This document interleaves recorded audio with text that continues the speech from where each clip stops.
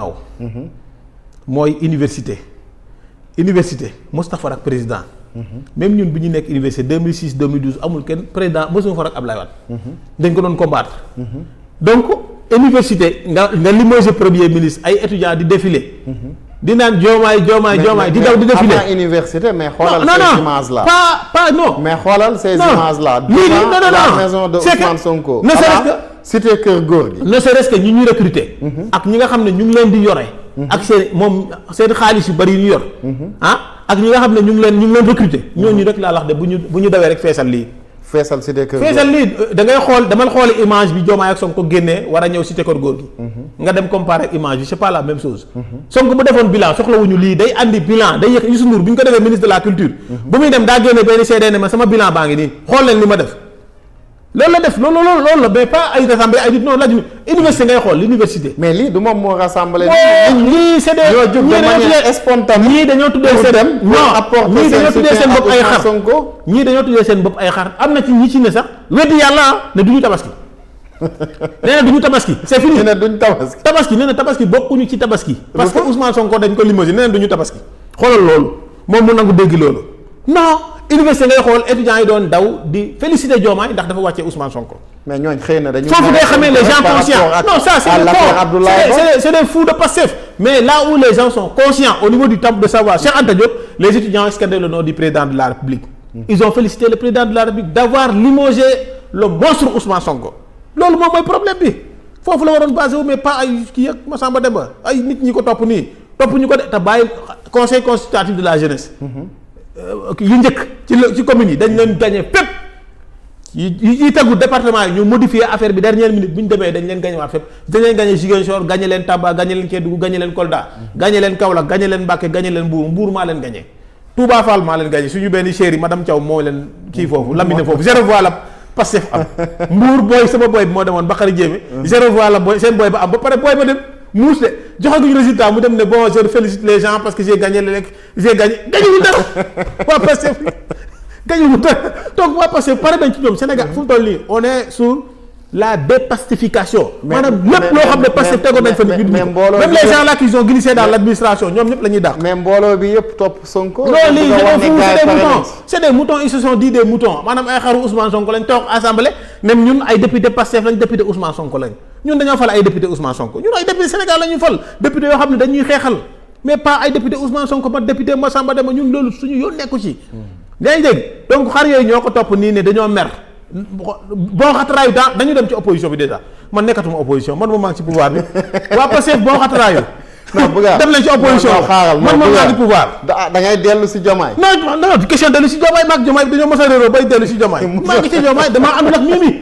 parce que samay conviction personnelle man su ma gisee loo xam ne intérêt Sénégal la dama koy topp du ma premier ministre mel ni Ousmane Sonko de gis naa Macky Sall bu toogee Nations Unies mën nañ fa am sens mën ne acca na toog bu toogee ñun dañ ciy am sens dañ ciy am crédibilité aussi yaa ngi ko audition Macky Sall bi rek doyoon na pour may Sénégal crédibilité président Diomaye woolu la ci dialogue bi ci dialogue bi waaw bon bu ma dialogue bi passé demoon naa xam nga dialogue day bëri nit coow mais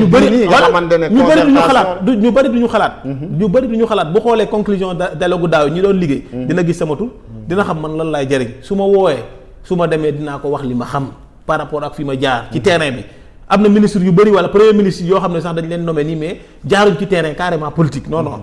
dañu am benn crédibilité institutionnelle ndax jëre nañ yenn postes yi mais ci terrain ñu jaar nii doon noogaas ci politique bokkul man noogaas laa ci suuf laa jaar ba ci kaw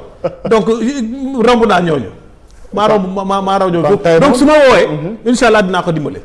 si lu ma mën a woo aussi insha allah dinaa dem ma dimbale parce que bilan non si mosuma jóge ci liggéey ak moom problème mooy dama yoroon combat boo xam ne mënuma bokk ci coalition parce que gars yi dañoo ragal Sonko xam nga dañoo ragal ba je ne sais pas di moytu ak dugg na fi coalition bi pare nga pour delluwaat ci coalition non coalition na Macky toog ba pare parce que Mimi bi fa nekk nee na Macky mënul jàppale Macky dafa ne Macky waa Burundi nañ ko dem jàppale te man Sénégal la Macky Sall lay jàppale donc coalition bi dañ ko teg fee maintenant quant à la fonction du président le président de la République nga xam ne dama ko mës a défendre ba ma koy xeexal ba dugg kaso Mimi seet si wu ma mayuma ndox Mimi dafa bëggoon nekk président ba may xeexal Diomaye mu nekk kaso ñu koy lijjantel xaalis dugg ci dëkk bi di wër di lijjante xaalis nu mu méttee Mimi daf ñoo romb wuti parrainage bëgg a doon présidente boobu Diomaye mu ngi kaso donc ba may seq ak Diomaye wala ba may nekk ak Diomaye di liggéey du question ay mbokk dugg na fi génne mais ba ñu seq di liggéey. di xeex pour kenn am nekk président. boobu Mimi danoon wutal boppam donc kooku du ma sonal. mais tey au-delà de Ousmane Sonko dialogue yi nekk nii di am tey palais de la République depuis barki démb ak léegi ñu ngi gis quand même politiciens yi anciens yi surtout ñu nekkoon APR daanaka. bari nañ loolu ci waxtaan bi yow ban regard wala ban vision. bon wala ban saytu ngay def. soo buggee baax tey recevoir na sax tey Antoine Félix Diome. nga xamante ne jamono événement 2021 2024 moom moo nekkoon ministre de l'intérieur amul lu ko Pastef waxalul fii ci lu ñaaw tey ñu gis le président recevoir na ko tey. waaw président du militant au Pastef. il s'agit non nee na militant au Pastef. non président la président. waaw non Diomaye mën naa nekk militant au Pastef. waaw mais le président de la République. nekkul militant. il fait ce qui va pour que dëkk bi am jàmm. pas ay Pastef ay Massamba Demba. alors gis nga boo gisee jigéen mu dem sëy ci benn dëkk. dañuy naan jigéen ba demal jege jigéen ñi nga xam ne dañoo sëy ba màgget. ba bejjaaw boo jegee ñu conseillé la sëy ba. mais boo demee wut say xarit yoo xam ne dañuy buloo. bu sa sëy bi tasee yow yaa ko tas. xam nga loolu la ñuy wax xale jigéen yi. donc góor aussi. même chose. boo amee soxna lañ naan da ngay ànd ak ñi ànd ak soxna day waxtaan ak ñi ànd ak soxna nga mën a téye sa jabar. à défaut nga bëgg a dëkk ci boîte de nuit. loo am boo wàccee doo ko yóbbu sa jabar dem yóbbu ko xale boo xam ne bu guddee doo fanaan ak moom. loolu noonu boo ko defee si say bu tasee yow la. donc Diomaye aussi comme moom mu ngi doog a ñëw. il faut mu recevoir les anciens bu fekkee bëgg na def résultat. ku ci nekk la problème bi amoon nii même Abdou Diouf c'était un premier ministre. mën na ko woo ne ko kaay recevoir ko. Abdou Diouf était premier ministre plan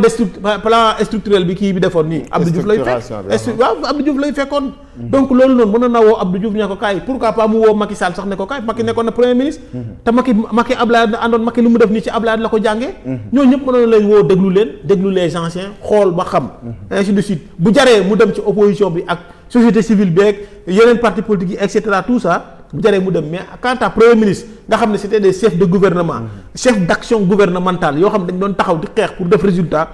même buy recevoir nit ñi wax naa ko bu recevoir a ñëpp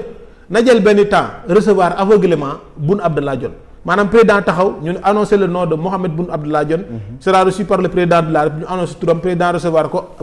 joxoñ ko benn chaise vide kenn kii ne wuyu ko mu toog kii ñaanal ko ainsi de suite ñu ne le président a reçu feu Boun Abdallah Dionne ñu def ko comme noonu. parce que loolu dafay baax parce que am na lu mu fi def liggéey wala coono bu métti ba mu nekkoon moo tax xëy na gis nga feebar rek dem yoonam parce que gis nga li mu fi deful amoon ci ay pont bi nekk fii rek boo ko bëggee tabax yaakaar naa di nga kii te moom da ko doon xalaat non seulement résultat bi mais war a wuti xaalis. war a coordonner ministre yi ainsi de suite ak coono boobu amoon te Macky Sall bëggoon def résultat te Macky du président bu ndaw président boo xam ne la day bëgg def lu rëy. ce qui fait que donc képp ku ne ko nag moom tu t'es investi à fond kooku je pense président waroon na ko mën a recevoir symboliquement xam nga d'une certaine manière. moom Boun Abdallah Dionne donc loolu mu def lu baax la te maa ngi ko ci féliciter na continuer na bu paree ci loolu la société civile il recevoir stratégiquement les gens qui savent. mais est-ce que aussi gisoo ne tey Diomaye maanaam li ko indi ci pouvoir bi tey moom la nekk commencé bàyyi parce que ñoom ci seeni projet